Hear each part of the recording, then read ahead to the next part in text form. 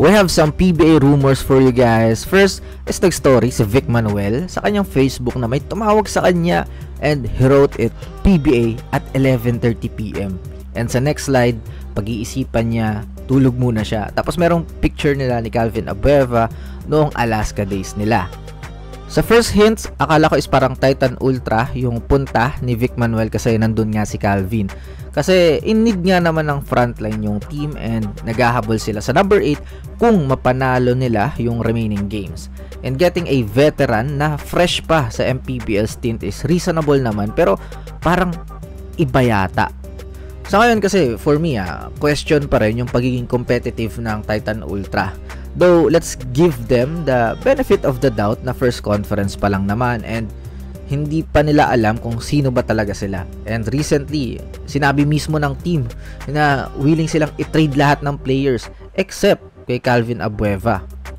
Pero magbabago rin yung ihip ng hangin kasi sa deleted Facebook post ni Calvin Abueva is nagparinig ito sa management na i-trade na lang daw siya.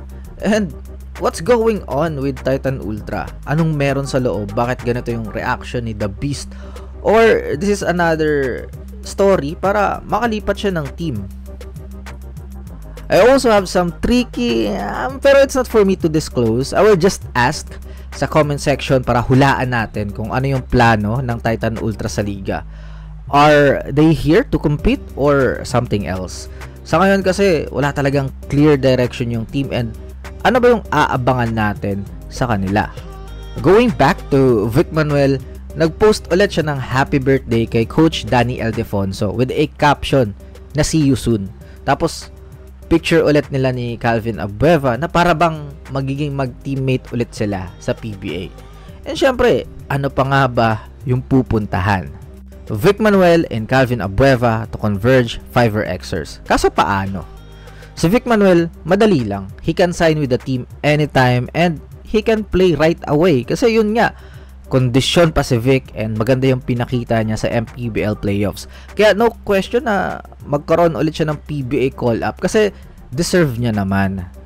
Sa case naman ni Calvin Abueva, ano kaya yung trade na pwede? Kasi siya lang pa naman sana yung untouchable ng Titan Ultra. Tapos gusto na rin niyang umalis. Converge has a lot to offer, especially sa mga bigs na kailangan ng Titan. Pero walang sanang mawawala sa Sinister 6 ng Converge. I think baka mapasama si Pau Havillonar and King Caralipio because of their Letran blood. Kaso mahirap talaga mag-trade sa likes ni Calvin, 37 years old, and makaka-apekto sa current assets ng franchise. Buti sana kung mga lopsided trade na pwedeng payagan, di ba? Pero malabo eh. Pwede naman kayong mag-suggest dyan sa comment section yung tingin yung fair trade na pwedeng ibato ng Converge sa Titan para makuha si Calvin Abueva or yung rights ni Mike Williams, di ba? O kung mapakinabangan ng Titan, di ba? If that happens, mafe-feel ng dalawa yung needs ng Converge ngayon na sobrang butas yung kanilang bench. Sobrang lakas ng 5 ngayon pero depleted talaga yung supporting cast. So, hindi na kailangan ni Vic at Calvin maging superstar status dito eh. They just need to fill the gaps.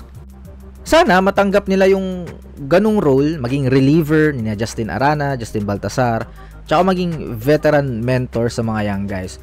Hopefully, ganun yung maging concept ng Converge kung mapunta sa kanila tong dalawa. Instead of magre-rely sila ng too much kay Calvin and kay Vic Manuel. So, kayo ba? Ano sa tingin nyo? Let me know all your thoughts in the comment section below.